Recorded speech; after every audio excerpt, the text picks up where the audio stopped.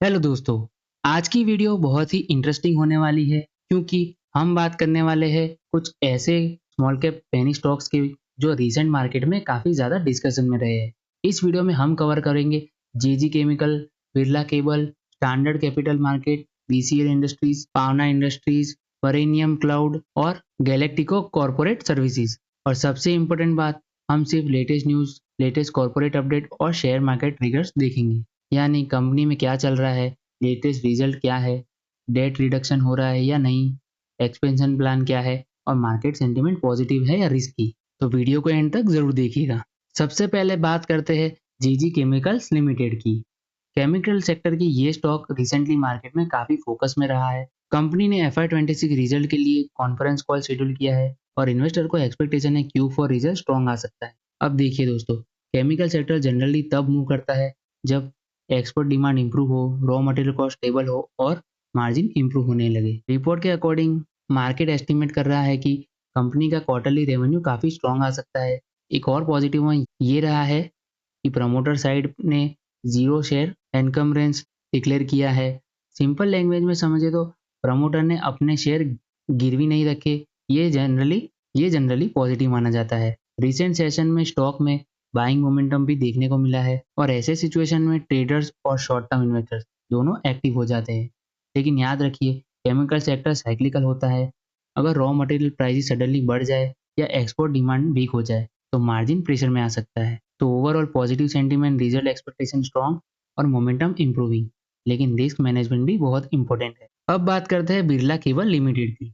Cable और telecom infrastructure sector भी market में ग्रेजुअली स्ट्रॉन्ग हो रहा है। डिजिटल इंफ्रास्ट्रक्चर, ब्रॉडबैंड एक्सपेंशन और टेलीकॉम प्रोजेक्ट की वजह से केबल कंपनीज को लॉन्ग टर्म बेनिफिट मिल सकता है। कंपनी का बोर्ड मीटिंग शेड्यूल है जिसमें Q4 26 रिजल्ट अप्रूव होंगे और मार्केट में एक्सपेक्टेशन है कि डिविडेंड रेकमेंड भी आ सकता है। अब डिविडेंड न्यूज़ का इम्पैक्ट क्या होता है? मार्केट को सिग्नल मिलता है कि कंपनी फंडामेंटली स्टेबल है और शेयर होल्डर को रिवॉर्ड देने की पोजीशन में है। रिपोर्ट के अकॉर्डिंग पिछले कुछ क्वार्टर्स में कंपनी ने स्ट्रॉन्ग प्रॉफिट ग्रोथ दिखाई थी। इसी वजह से इन्वेस्टर का अटेंशन इस स्टॉक पर बढ़ रहा है। केबल कंपनी जनरली तब मूव करती है जब इंफ्रास्ट्रक्चर स्पेंडिंग बढ़े, टेलीकॉम प्रोजेक्ट आए और government digital expansion initiative fast हो।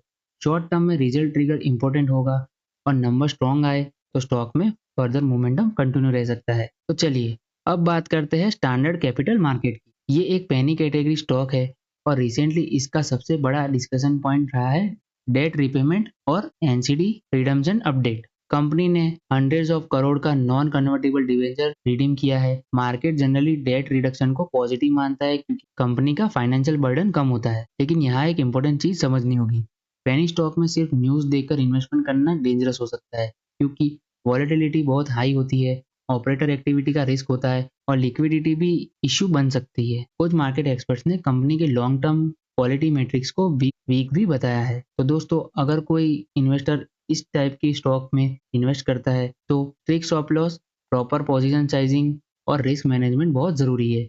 ये स्टॉक ट्रेडिंग पर्सपेक्टिव से इंटरेस्टिंग हो सकता है, लेकिन लॉन्ग टर्म इन्वेस्टिंग के लिए डिटेल्ड रिसर्च करना जरूरी है। अब बात करते हैं बीसीएल इंडस्ट्रीज लिमिटेड की। ये कंपनी इथेनॉल थीम की वजह से मार्केट में फोकस में रहती है। आपने नोटिस किया होगा कि पिछले कुछ सालों में इथेनॉल रिलेटेड कंपनी ने काफी स्ट्रॉन्ग मूवमेंट दिखाया है। रीजन सिंपल है, गवर्नमेंट का ethanol blending programme.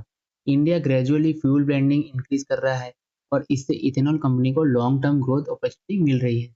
BCL industries का इथेनॉल सेगमेंट इन्वेस्टर को क्लोजली मॉनिटर करना चाहिए। मार्केट का एक्सपेक्टेशन है कैपेसिटी यूटिलाइजेशन इंप्रूव हो सकता है, मार्जिन बेटर हो सकते हैं और फ्यूचर एक्सपेंशन भी हो सकता है।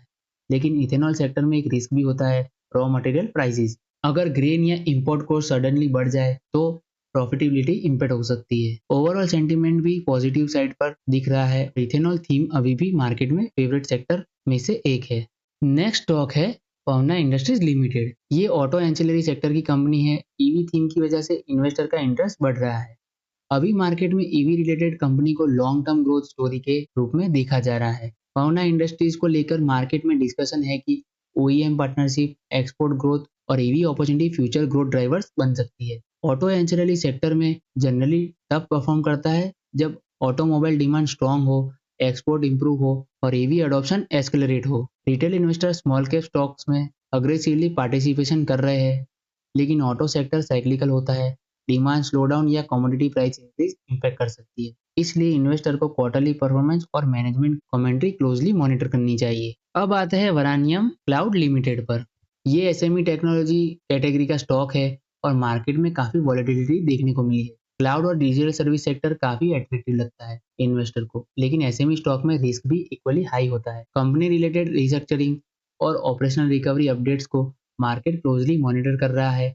टेक्नोलॉजी और digital business generally high growth potential रखता है, लेकिन प्रॉफिटेबिलिटी सस्टेन करना बहुत ही इंपॉर्टेंट होता है। ऐसे स्टॉक में शार्प अपर सर्किट और शार्प लोअर सर्किट दोनों देखने को मिल सकता है। तो अगर कोई इन्वेस्टर एसएमई टेक सेक्टर में इंटरेस्टेड है तो लिक्विडिटी चेक करे, बिजनेस मॉडल समझे और मैनेजमेंट क्वालिटी भी एवेल्यूट करे। तो चलिए अब बात करते हैं गैलेक्टिको कॉर्पोरेट सर्विसेज लिमिटेड की। ये फाइनेंशियल सर्विसेज कैटेगरी का स्मॉल कैप स्टॉक है। इस टाइप की लो फ्लोट स्टॉक में कभी भी सडन शार्प रिलीज देखने को मिल सकती है, क्योंकि बाइंग और सेलिंग क्वांटिटी रिलेटिवली कम होती है। इन्वेस्टर्स करंटली कंपनी के बिजनेस एक्सपेंशन, कंप्लायंस फीलिंग्स और कॉर्पोरेट अनाउंसमेंट मॉनिटर करना चाहिए। फाइनेंशियल सर्विसेज सेक्टर में ट्रस्ट और ट्रांसपेरेंसी बहुत ही इंपॉर्टेंट फैक्टर होता है। इस स्टॉक में लिक्विडिटी मूवमेंट भी प्राइस को स्ट्रॉन्ग इम्पैक्ट कर सकता है। तो दोस्तों, पेनी और लो फ्लोट फाइनेंशियल स्टॉक एक्साइटमेंट हो सकता है, लेकिन रिस्क भी इक्वली हाई होता है। अब ओवरऑल सेक्टर एनालिसिस समझ लेते हैं। आज हमने मल्टीपल सेक्टर कवर किए, chemical, telecom, cable, finance, ethanol, auto ancillary और क्लाउड